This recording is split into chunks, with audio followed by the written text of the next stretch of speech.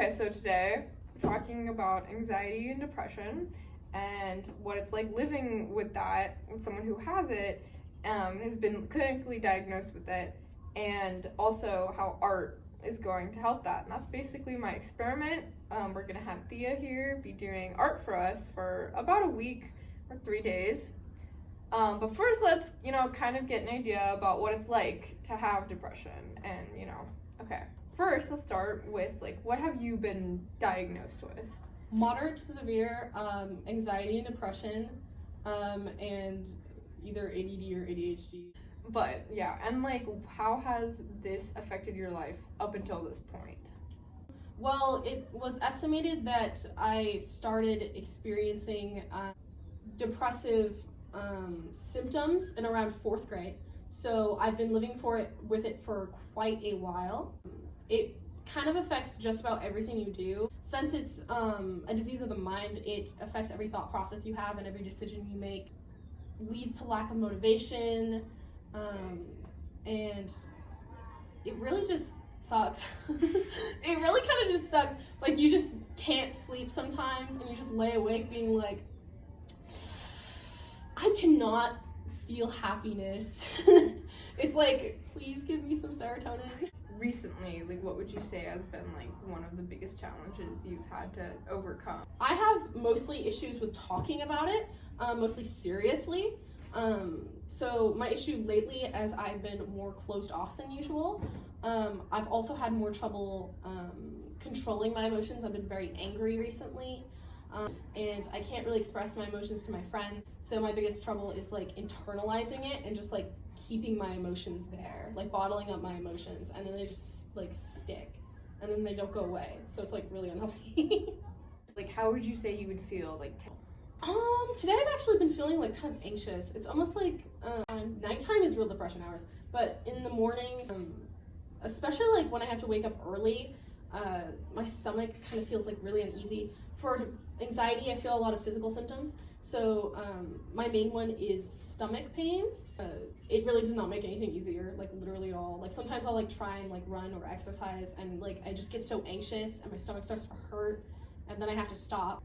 So, now that you guys have gotten a gauge and who we're going to have this experiment done on and how she lives her life with anxiety and depression, it's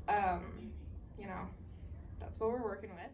We have a sketchbook. I'm going to give her prompts, just like what we talked about, prompts every single time we meet for 3 days to a week, and then towards the end, we're going to talk about how she feels towards the end. And your prompt for today is basically, I want you to draw your happy place. When you close your eyes, I want you to envision a place you feel safe in, a place that makes you happy, brings you joy, and that you just is your own personal bubble, own personal world that depression and anxiety cannot penetrate, and you feel at peace with this place. Okay, so there you go. Okay, and then we can meet back tomorrow and see how you feel. Cool. Sweet. Cool beans. So this is day 2. So let's talk about what it means to you. I like trees. Okay, that's good. I also wrote on the backside.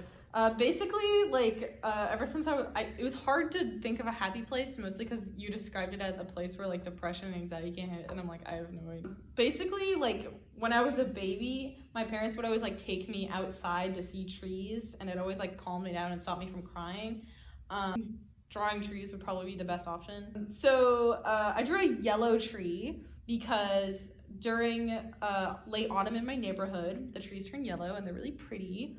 And so drawing this, it was kind of I was really stressed beforehand, so drawing it, but especially coloring it was nice, but it was stress relieving, and I wasn't thinking at all, which was really nice. I usually tend to overthink a lot, so drawing kind of cleared my head, and I wasn't thinking anything at all. I was just mostly just drawing whatever. So that made me feel a lot better. I liked doing it. It was fun.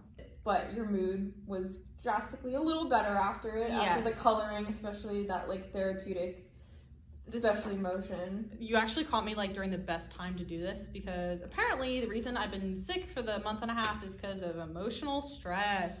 Burnout time. So draw it out. You definitely, towards the end of this project, just clarifying, definitely felt better. Yes. It increased your mood. Maybe not, permanently, but like it was good. It was a good time. I enjoyed doing it. So I'm thinking your next prompt will be your fear, like yes. what you're scared of. Okay. And then we can come back and meet and talk about how, what your fear is, how that's drawing that has made you feel. Let's talk about that. I'll flash that on screen right now.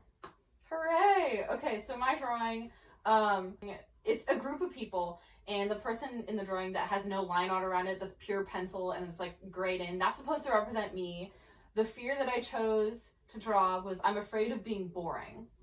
So like everybody else has like an interesting like color in or like a pattern or something going on, and then I'm just like vibing in all gray, not even lined out. I guess it kind of affects me in a way, like I try really, really hard to like make my stories or my life sound more interesting than it actually is. How did it make you feel like while drawing it?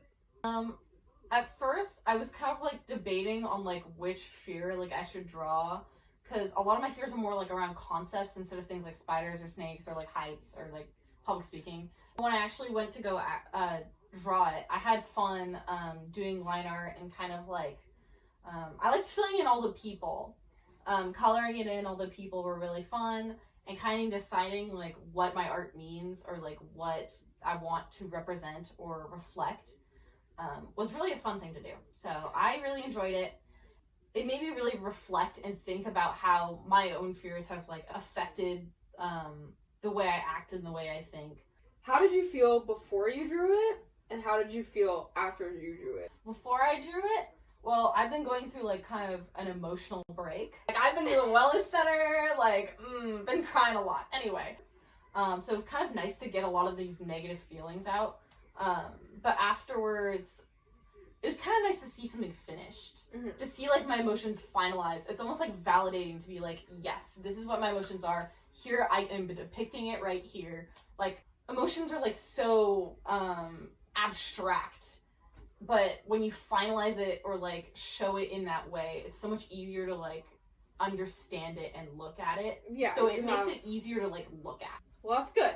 So, and then like you felt after you did it, I felt a little bit better. I felt like I understood myself a little bit better.